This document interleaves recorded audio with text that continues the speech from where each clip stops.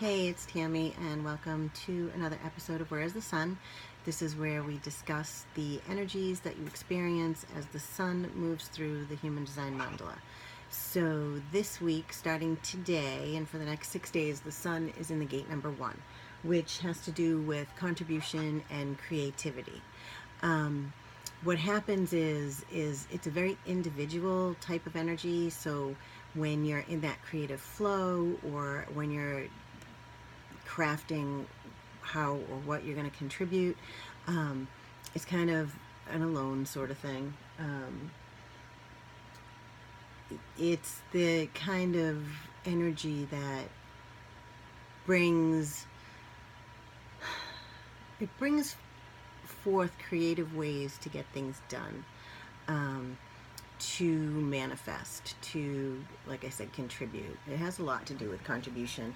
The 8, which is the other side of the gate, is wanting to contribute but not always knowing how you can contribute. With the 1, it's more having all those creative insights to determine how you're going to contribute to whatever it is you're contributing to: work, family, volunteerism, anything like that.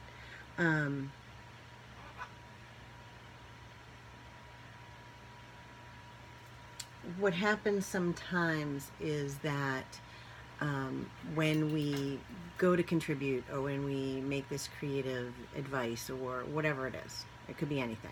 It could be anything from helping somebody to a picture to music. It doesn't even matter. But when you do that, sometimes you expect or want something in return, and this type of energy doesn't carry that.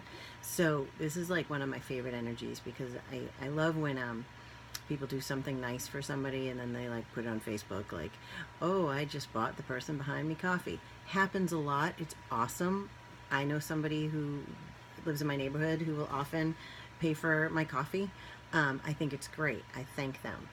They don't go home and then put on Facebook that they gave somebody free coffee, So, not that there's anything wrong with it. I don't want to offend anybody, but that's the energy that it carries. So if you're doing something out of this need to contribute, it's a lot different than doing something out of feeling like you need to contribute, if that makes sense.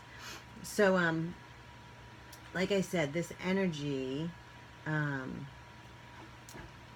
also doesn't mean you won't receive some kind of, it could be a financial reward for doing something, or you want to contribute something and then they end up paying you for it, or something like that. That's in there, in this energy. Or if you carry that energy all the time, it's just not going to feel right.